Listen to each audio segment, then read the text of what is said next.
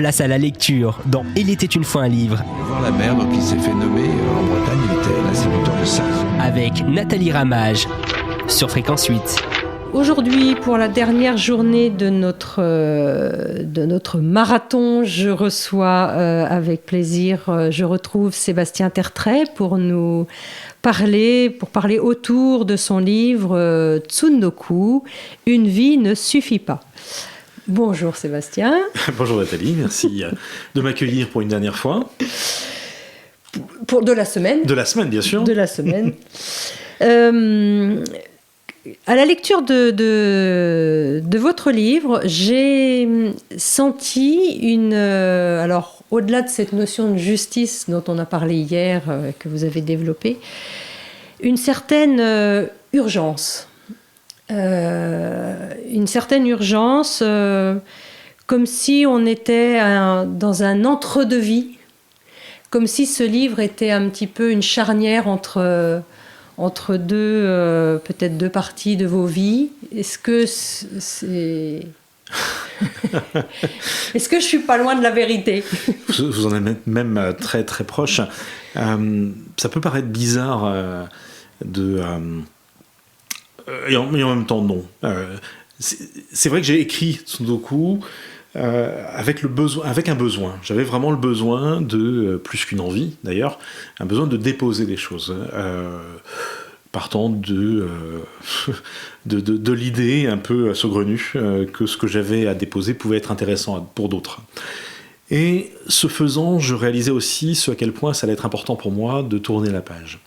Vous l'avez dit tout à l'heure, la justice, vécue de façon viscérale, a guidé ma vie pendant de nombreuses années, au point de me faire passer à côté aussi de certaines choses importantes, parce que mener des combats, entre guillemets, en tout cas mener des combats comme j'ai pu les mener, ça a pu aussi m'amener à de vraies grandes difficultés et à m'éloigner de ce qui étaient mes aspirations premières. Et pour autant, je trouvais que ce que j'avais vécu méritait que je puisse le déposer. Et en fait, depuis quelques années, j'essaye d'avancer sur une évolution de vie. Et puis j'avais ce blocage-là, qui disait que oui, mais il faudrait quand même écrire sur cette expérience-là, sur cette vie-là. Oui, mais bon, je veux mettre ça derrière moi. Mais voilà, j'ai réalisé que pour le mettre derrière moi, il fallait que je puisse le poser. Ce que j'ai fait là, et j'avais besoin de le faire assez rapidement. Et donc il fallait que ça passe par l'écriture. Oui, parce que l'écriture a de nombreuses vertus. Vous l'avez évoqué tout à l'heure en premier lieu, c'est que ça permet aussi de laisser vivant des personnes, des histoires qui sinon en fait partiraient dans l'oubli, ce qui est bien normal. Et ça permet aussi quelque chose qui est presque magique.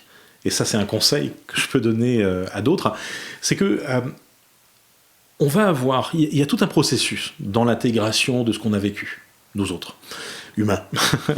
Il y a le fait d'en parler à d'autres, il y a le fait d'y penser, il y a le fait d'en avoir conscience, il y a le fait aussi de poser au travers de l'écrit ce qui s'est vécu ou ressenti. Et lorsqu'on le fait, on réalise tous, et tous le réalisent, la puissance en fait que peut avoir le dépôt de ces quelques pensées-là. Alors, il y a plein de façons, en fait, d'avancer. Là, j'accompagne en ce moment un auteur qui a... alors, c'est un ancien chef d'entreprise qui a, comme d'autres, fait le chemin de Saint-Jacques de Compostelle et qui ressort de ce chemin-là avec une évolution personnelle, qui fait plaisir à voir.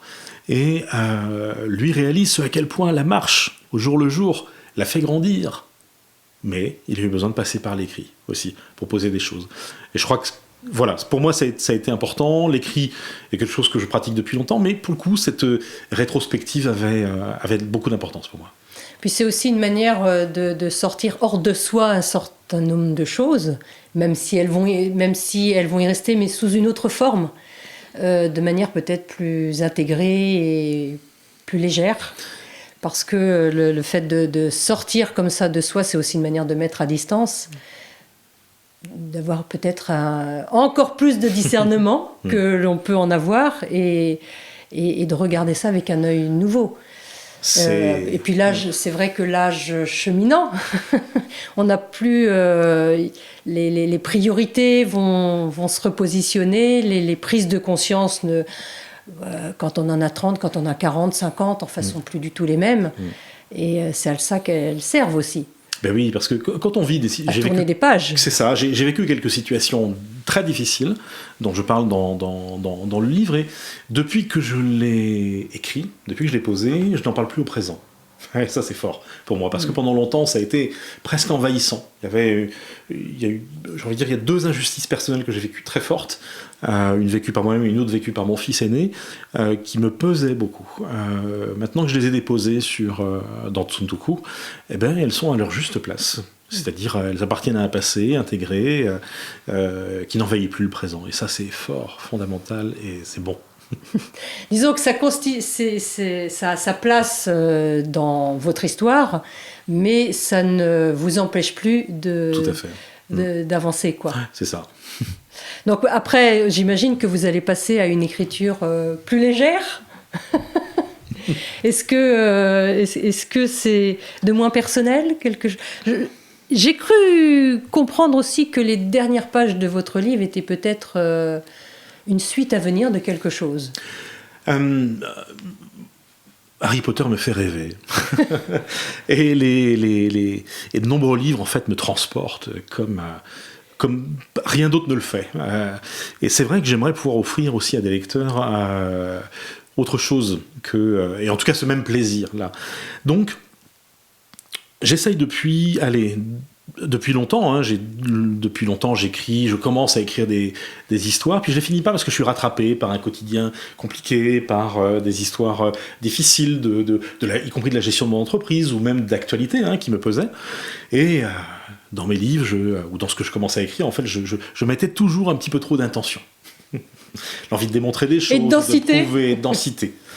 Alors que mon aspiration est tout autre. Et en effet, je donne à voir, en dernière page de Tsuntoku, ce que pourrait être, ou ce que commence à être en tout cas, une autre forme d'écriture.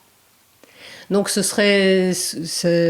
une écriture, un roman, Alors oui, c'est un roman, je ne parle plus de réel ou de choses vécues, ou plutôt en tout cas on fera plus le lien directement, parce qu'il y en aura d'autres.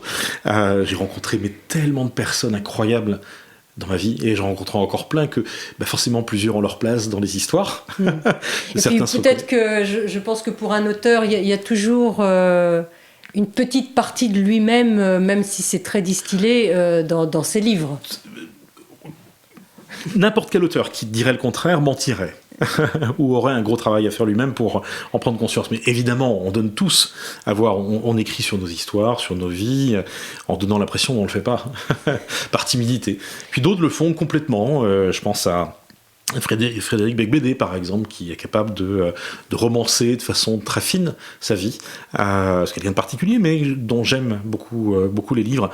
En tout cas, voilà, moi j'ai en tête depuis pas mal de temps plusieurs histoires qui enfin aujourd'hui sont libérées et commencent à germer.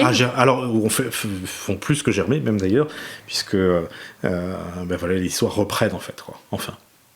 L'histoire. Ces histoires-là reprennent. Oui. Elles s'étaient arrêtées. Elles étaient là. Elles attendaient juste que le dépôt soit fait. Autre chose, ouais. C'est ça. Donc voilà, maintenant c'est une fois que ce livre est sorti, qu'il a pris corps, comment vous vous êtes senti? C'était bizarre. Je me suis dit, c'est libéré. C'est ça. Je me suis dit, je peux vivre maintenant. C'est drôle. Alors là celui qui vous entend et qui a lu votre livre avant, il va se dire, il n'a pas vécu avant. Si. Et pourtant, votre livre, il fait ces 300 pages. Elles sont denses, elles sont riches. Ouais. Mais c'était une autre vie que la vôtre. Mais c'est ça. Là, voilà, j'ai aujourd'hui 36 ans, c'est comme ça qu'on dit les choses. Et j'ai vraiment énormément de choses qui... Enfin, voilà, je suis transporté par beaucoup de choses plus légères, et je vais m'y donner à cœur bien ouvert. Donc, ça suppose qu'on va peut-être avoir un jour l'occasion de vous réentendre sur les ondes de Fréquence 8. Oui, peut-être. Ce sera avec plaisir. En tous les cas, merci beaucoup de nous avoir accordé ce temps, cette disponibilité. Je rappelle le titre de votre livre, Tsundoku. Question très très importante que j'ai oublié de vous poser. Où peut-on trouver votre livre ? Alors, pour l'instant, on peut le trouver au format numérique sur mon propre site, ou sur le site de la FNAC, ou sur le site de Kobo aussi. Et en version papier, pour l'instant, sur Amazon seulement. Mais pour l'instant seulement, puisque j'ai été contacté par un éditeur qui va peut-être le diffuser sur un réseau beaucoup plus large. D'accord. Donc, pour l'instant, on en est là. Ouais. Donc pour l'instant, FNAC, mon propre site internet et Amazon. D'accord. Donc votre site que je mettrai en lien pour ceux qui sur la page de l'émission Il était une fois, la page Facebook de Il était une fois un livre. Eh bien écoutez, merci beaucoup et puis je vous dis à la prochaine. Merci Nathalie et merci beaucoup pour votre accueil. Ça a été un moment et quelques jours très sympathiques. Merci. Au revoir. Au revoir. Sébastien Tertrais, Tsundoku.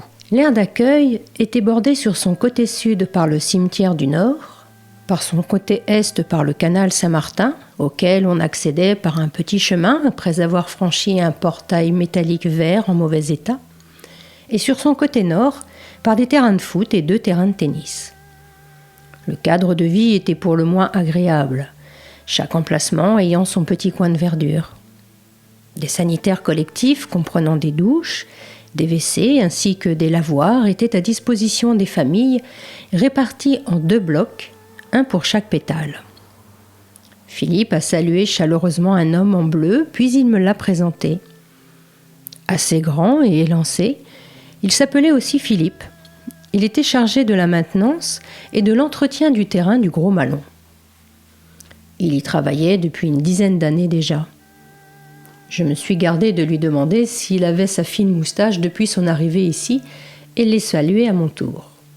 Ce fut une poignée de main franche et ferme qui m'a tout de suite mise en confiance. Tout en continuant la visite, Philippe m'a expliqué les missions qui m'étaient confiées. Le poste d'objecteur de conscience, orienté vers l'enfance et l'adolescence, pouvait aussi s'élargir à d'autres missions en fonction des besoins ou des idées que je pourrais avoir et après échange avec lui. J'avais la direction du centre de loisirs au sein duquel je coordonnais une équipe de 7 animateurs répartis entre les 2 aires d'accueil de Rennes. Ces animateurs étaient embauchés par les Francas et mis à disposition de l'association au travers d'un contrat tripartite qui incluait aussi la ville de Rennes. Sur chacun des sites, des locaux de gestion et un centre social avaient été construits.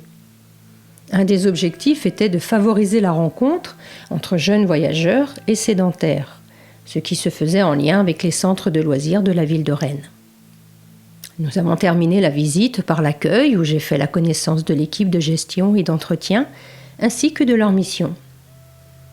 Les familles devaient verser une caution à leur arrivée. Un adaptateur pour le branchement électrique leur était confié et toutes devaient chaque semaine payer un droit de séjour et leur consommation d'eau et d'électricité.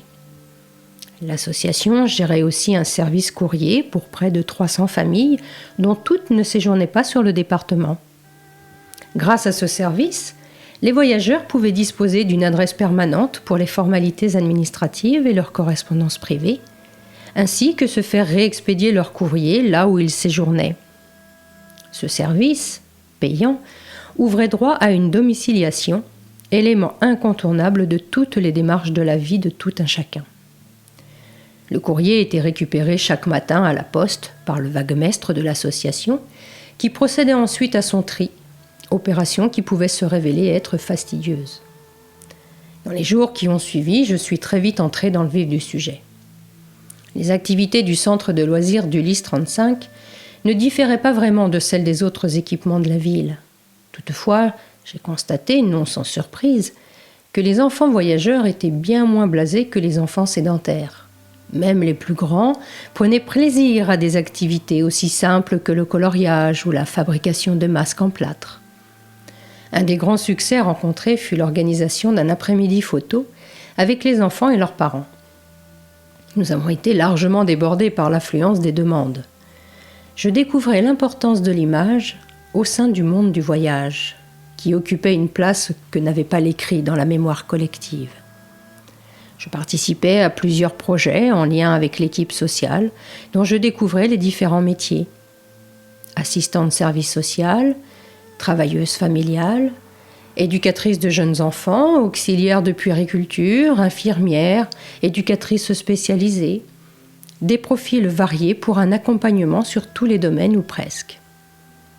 Petit à petit, j'ai aussi pris en charge des actions auprès des ados, construisant à chaque fois un petit projet avec eux, autour de l'équitation, du VTT, du cerf-volant avec participation financière. Je découvrais des ados sans peur et assez casse-cou. La relation de confiance s'est rapidement établie avec les familles. Je n'étais plus le gadjo, mais Sébastien. Place à la lecture dans Il était une fois un livre. Voir la mer, donc il s'est fait nommer en Bretagne, il était l'instituteur de Sarzeau. Avec Nathalie Ramage sur Fréquence 8.